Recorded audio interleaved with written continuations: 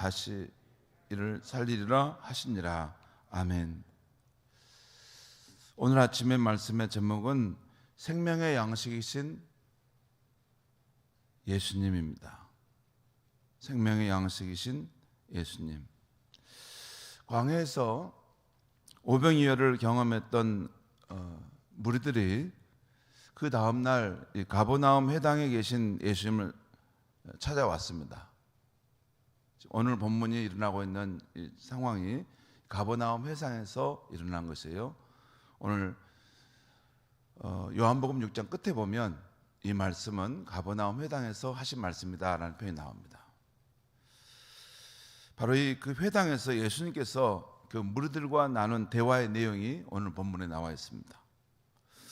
오늘 예수님께서 무리들과 나눈 대화의 내용은 이런 방식으로 흘러가고 있습니다.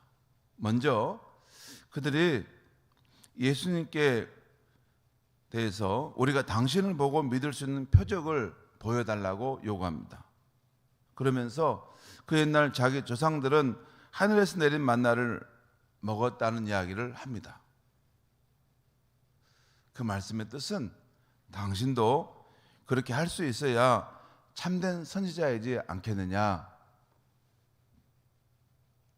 자신이 참된 선지자인 것을 확증하라, 그 말입니다. 그런데 이것은 이 무리들이 바로 어제 오병이어의 표적을 보았음에도 불구하고 보리떡 5개 물고기 2마리로 10,000명이 더 되는 사람들을 먹이고 남았던 것을 봤는데도 불구하고 믿지 않았던 것이죠. 그러면서 또 하늘에서 내리는 이 만나의 표적을 구하고 있는 것입니다. 이에 대해서 예수님께서 그 옛날 만나에 대한 그들의 오해를 바로잡으시고 있어요.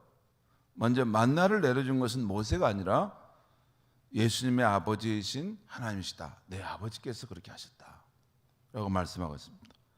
그리고 예수님은 자신이 참 생명의 떡이라고 하시면서 내게 오는 자는 결코 줄이지 아니할 것이요 또 나를 믿는 자는 영원히 목마르지 아니할 것이라 하십니다. 이 말씀이 35절에 나와 있어요. 35절 말씀을 제가 읽겠습니다. 예수께서 이르시되 나는 생명의 떡이니 내게 오는 자는 결코 줄이지 아니할 터이요 나를 믿는 자는 영원히 목마르지 아니하리라. 이 본문에는 예수님 생명의 떡이다라고 분명히 나타났어요. 빵, 생명의 빵이라는 것이죠.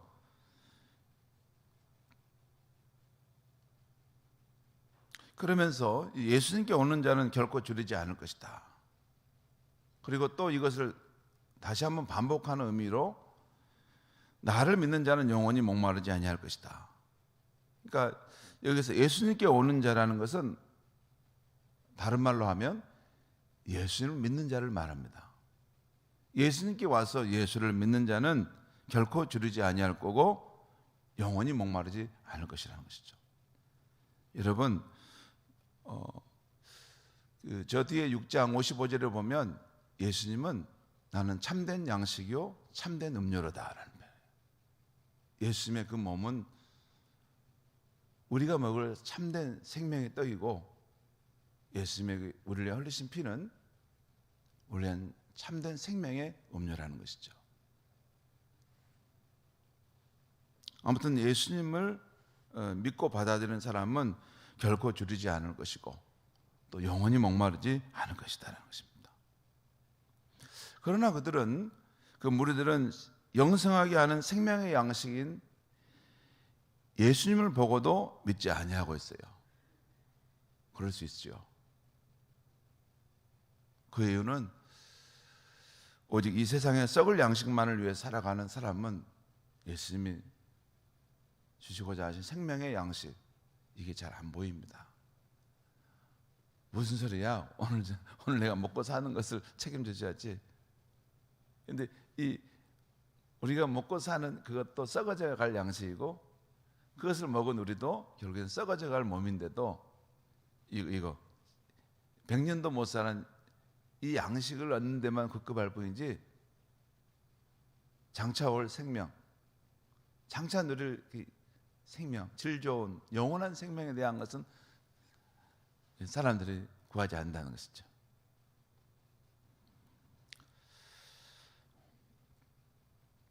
그리고 38절 이하의 말씀에서는 예수님은 자신이 하늘에서 내려오신 그 이유가 무엇인지 말씀하고 계세요. 38절에서 40절까지 말씀을 제가 읽어드리겠습니다. 내가 하늘에서 내려온 것은 내 뜻을 행하려 함이 아니요 나를 보내신 이의 뜻을 행하려 함이니라.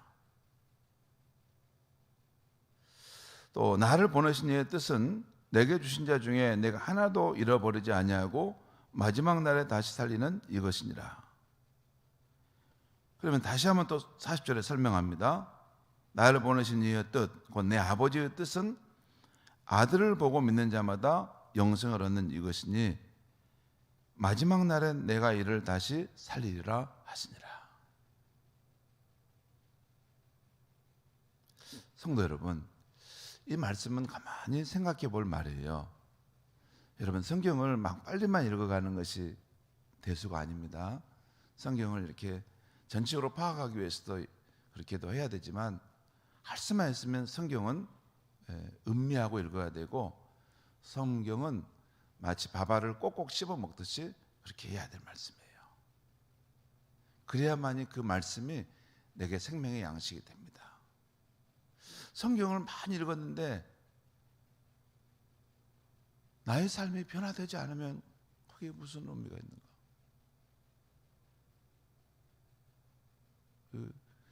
장신대 신약학 교수님이 그 말씀하세요. 요즘에 한국교회에 그런 일어나고 있는 열풍 중에 하나가 성경을 막 메트독 한다는 거예요. 근데 읽었는데도 그래서 어떻다는 것이냐? 아무런 삶의 변화가 없으면, 주변 사람이 복을 받는 것이 없으면 그게 무슨 읽음이냐는 거예요. 물론 그렇게라도 읽는 것은 귀한 것이죠. 성경을 여러분 읽을 때 꼭 인격적인 그런 모습으로 읽어야 됩니다. 성경 말씀, 예수님이 이렇게 말씀하시면 가만히 생각해 봐야 돼요. 예수님 앞에 무릎 꿇고 이 말씀이 예수님 무슨 뜻입니까? 그리고 그 말씀 속에 나와 있는 놀라운 진리를 포착하려고 해야 돼요. 왜? 진짜 그것을 믿고 그 생명을 누리고 싶다는 것이에요. 이 예수님의 말씀에서 우리가 알 수 있게 된 것이 몇 가지 있어요. 선명하게 예수님이 말씀하신 부분이 있어요. 먼저 예수님은 비록 나사렛 목수로서 지금 육신을 입고 있지만 그 기호는 하늘에서 내려오신 분이라는 거예요. 사람들이 볼 때는 초라한 인간이지만 그 안에는 하나님의 신성이 담겨 있는 분이라는 거예요. 또한 예수님이 이 땅에 오신 목적은 하나님의 뜻을 행하기 위한 것이라는 것입니다. 그리고 예수님이 행하시려는 하나님의 뜻은 자신을 보고 믿는 자마다 영생을 얻게 하고 마지막 날에 다시 살리라는 것이라는 거예요. 예수를 보고 믿어서 영생을 얻고 마지막 날이 있다는 거예요. 지금 예수님이 하신 말씀이에요. 이 세상 마지막 날이 있는데 그때 내가 그 사람을 다시 살리려고 하신 것이다. 우리는 마지막 날이 있을까? 종말이 올까? 우리 생각으로 하는 게 아니라 예수님이 그 말씀의 진리의 척도입니다. 성도 여러분, 우리 예수님은 영적인 의미에서 썩어 죽어갈 모든 인류의 생명을 다시 살리실 생명의 양식이십니다. 오늘 말씀 40절에 이 말씀대로 누구든지 그를 믿는 자마다 영생을 주시는 참된 생명의 양식이 되십니다. 여기서 예수님이 말씀하시는 영생의 삶은 여러분 잘 들으시면 좋겠어요. 지금 여기서 예수님이 말씀하시는 영생의 삶은 그냥 죽어서 언제부턴가 살게 될 그 영원한 생명, 이걸 말하는 게 아닙니다. 그냥 영원히 사는 거, 그걸 말하는 게 아니에요. 보통 우리 한국 사람들은 영생하면 죽은 다음에 다시 영원히 사는 것이라고 생각하는데, 그냥 양쪽으로만 영원히 살면 뭐합니까? 여러분, 요즘 같은 세상에 100세, 150세 산다는 것은 어쩌면 저주입니다. 저주. 그러죠? 가난하고 또 고생하고 병들고 영원히 산다면 얼마나 힘들겠습니까? 그런 삶 아니에요. 예수님이 약속하신 나를 믿는 자가 영생을 얻을 것이다 할 때, 그 영생은 장차올 세대에서 누릴 그 생명이 이곳에서부터 선취적으로 누려지는 생명을 말하는 것입니다. 장차올 그 천국에서 누릴 그 질 좋은 생명, 정말 아름답고 복된 생명, 그 생명을 오늘 여기서부터 선취적으로 누리고 경험되는 그 생명을 주시겠다는 것입니다. 그게 요한복음에 말하는 영생의 의미입니다. 이것은 성경학자들이 밝혀낸 부분입니다. 그리고 그 생명은 우리 안에 오신 성령님을 통해서 여기서부터 하나님 아버지와 예수 그리스도와 함께 사귐을 누리는 생명인 것입니다. 그래서 요한 사도는 요한일서 1장 1절 4절에서 이런 말씀을 하고 있어요. 여러분 가만히 들어보세요. 이게 지금 대꾸가 되는, 서로 맞물리는 이 말씀을 요한 사도도 요한일서에서 하는데 들어보시기 바랍니다. 먼저 요한 사도는 태초부터 있는 생명의 말씀에 관해서 말한다 하면서 이렇게 말합니다. 이 생명이 나타나신 바 된지라, 이 영원한 생명을 우리가 보았고 증언하여 너희에게 전하노니, 이는 아버지와 함께 계시다가 우리에게 나타내신 바 된 이신지라. 우리가 보고 들은 바를 너희에게도 전함은 너희로 우리와 사귐이 있게 하려 함이니, 우리의 사귐은 아버지와 그의 아들 예수 그리스도와 더불어 누림이라. 태초부터 계신 생명의 말씀, 그 생명이 육신을 입고 우리 가운데 오셨다는 거예요. 그래서 우리가 그분을 보게 되고 알게 되었다는 것이에요. 우리가 그분 안에서 하나님 아버지와 함께 더불어 사귀는 사귐을 살고 있고, 거기 보면 우리가 이것을 쓰면 우리의 기쁨이 충만하게 하려 합니다.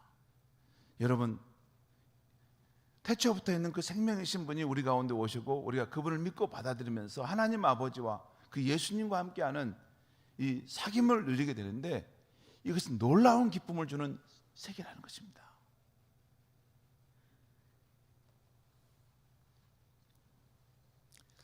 세상 사람들이 알 수 없는 세계예요.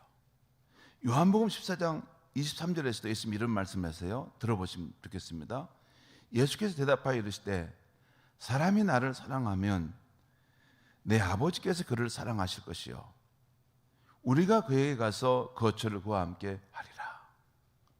사람이 나를 사랑하면 내 아버지 하나님께서도 그를 사랑하실 것이고, 우리가, 내 아버지와 내가, 바로 예수님이 그 사람에게 가서 거처를 정하고 그와 함께 하겠다는 것이에요. 여러분, 이 요한복음 14장에서 말씀은 예수님께서 보혜사 성령을 우리에게 보내주신다는 그 큰 문맥 속에서 나오는 말씀입니다. 그러니까 성령님이 우리 안에 오셔서 하나님 아버지와 우리 구주 예수님과의 사귐을 우리 안에서 이룰 수 있도록 역사하신다는 거예요. 사랑하는 성도 여러분, 예수를 믿게 된 저와 여러분은 지금 이곳에서부터 하나님 아버지와 우리 구주 예수님을 성령 안에서 날마다 만나고 생생하게 동행하고 그 은혜를 누리며 살고 있는 줄 믿습니다. 그것이 기독교의 생명의 본체입니다. 성령 안에서. 뿐만 아니라 예수를 믿는 우리의 육신이 언젠가 죽어 땅에 묻혀 썩어지겠지만 그것이 끝이 아니고 주님이 오시는 부활의 아침에 다시 변화된 몸으로 살아나 영원한 생명을 누리게 될 줄 믿습니다. 이게 기독교의 신앙의 중심입니다. 이 부활의 날, 우리가 예수님처럼 변화된 새 몸을 입어서 영원히 살 것을 우리는 믿기 때문에 기독교인들은 순교하는 것도 두려워하지 않는 것입니다. 사자밥에 던져지고 또 칼날에 목숨을 잃은 상황이라 하더라도 두려워하지 않는 거예요. 그 사람이 내게 썩어져갈 육신을 죽일 수는 모르지만 예수 안에서 변화될 새로운 몸은 손댈 수 없는 것입니다. 그것이 기독교가 세상이 감당할 수 없는 그런 종교인 것입니다. 바로 이것이 오늘 아침 예수님이 자신이 세상을 위한 참 생명의 떡이라는 말씀이시고, 우리 기독교인이 온 세상과 우리 가족들에게 꼭 전해야 할 생명의 소식인 것입니다.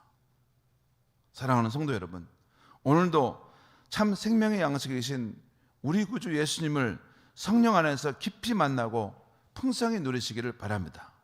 그리고 우리의 가족과 이웃들에게 확신을 가지셔도 됩니다. 확신을 갖고 꼭 전화 주시고 부끄러워하지 않으시길 바랍니다. 그 사람이 받아들이든 안 받아들이든 그것은 2차적인 문제예요. 우리가 이 영원한 생명이 예수 그리스도 안에 있다는 것을 어떤 방법이든지 부드럽게든지 간접적이든지 전하는 것이 먼저 이 생명을 받은 우리 크리스천의 본분인 줄 믿습니다. 기도하겠습니다. 하나님 아버지, 오늘 이 아침에 참 생명의 양식이신 예수님에 대한 말씀을 전했습니다. 예수님은 원래 하늘에 계신 분이고 영원히 하나님과 함께 만족할 수 있는 분이시지만 죄악 가운데 빠진 우리를 살리시려고 나사렛 예수의 모습으로 오셨고 또 우리를 구원하시는 그 일을 지금도 행하고 계신 줄 믿습니다. 또한 예수님께서 이제 성령을 보내주셔서 성령을 통해서 우리가 하나님 아버지와 우리 구주 예수님과 날마다 동행하며 그 풍성한 생명을 누리게 하고 계신 줄 믿습니다. 우리가 주의 성령을 인정하고 주의 성령과 함께 날마다 걸어갈 수 있게 하여 주시옵소서. 그분 안에서 예수님이 주시고자 하는 그 생명의 양식을 날마다 풍성하게 우리가 누리고 경험하면서 우리의 삶이 변화되어 갈 수 있게 하여 주시고, 우리 주변에 있는 사람들이 우리의 모습을 보고 당신에게 있는 소망의 이유는 무엇입니까? 라고 물어볼 만큼 우리가 더욱더 예수를 닮아갈 수 있게 하여 주시옵소서. 예수님의 이름으로 기도하옵나이다.